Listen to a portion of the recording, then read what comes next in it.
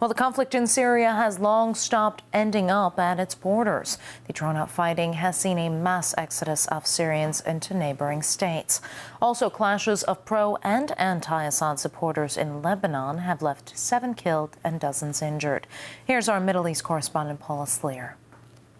The crisis in Syria continues to spill over into neighbouring countries.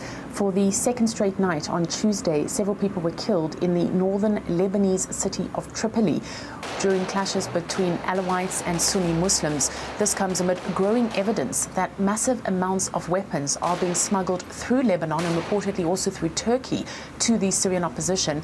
Now, Moscow has condemned this in the strongest terms and urged nations not to supply weapons to the Syrian rebels. At the same time, the Turkish government is investigating possible Syrian links to a car bomb explosion on Monday that killed 9 people, many of them children, in the southeast of the country. There are growing concerns in Ankara that the Kurdish Workers' Party, known as the PKK, is behind this blast, although no one has come forward and claimed responsibility.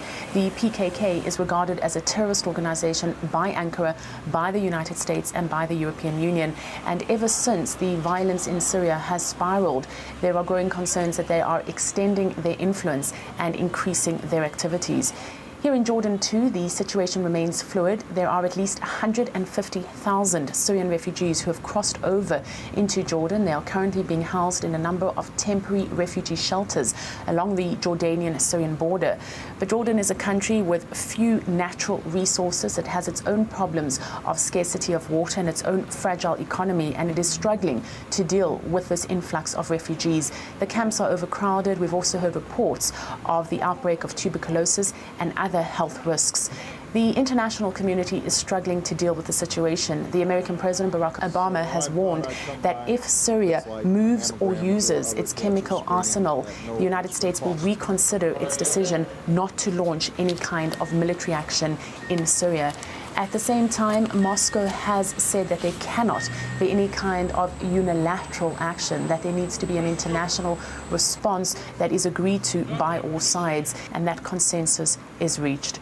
Paula Sleer, RT, Amman, Jordan.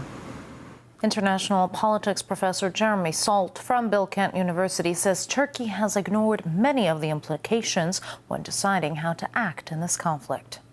The Turkish government didn't seem to realise the implications of what it was doing last year when it set out to confront the Syrian government. Now, anyone who knows the region would realise that once they confronted Syria, they would be confronting Iran. They would know also that Iraq would come into the picture. They would also know that opening up the situation in Syria would exacerbate the Kurdish issue and would also kind of create tensions and opposition amongst the Alawites. And all this has actually happened. Bashar al-Assad himself said when all this began a year ago that Syria is not Libya. You can't do here what you did in Libya. And Syria is a red line, that if you intervene in Syria, there will be an earthquake. And I think that is very much the possibility that if the Syrian government can be brought down, the repercussions will spread right across the region, very much into Lebanon. They're already spreading into Lebanon.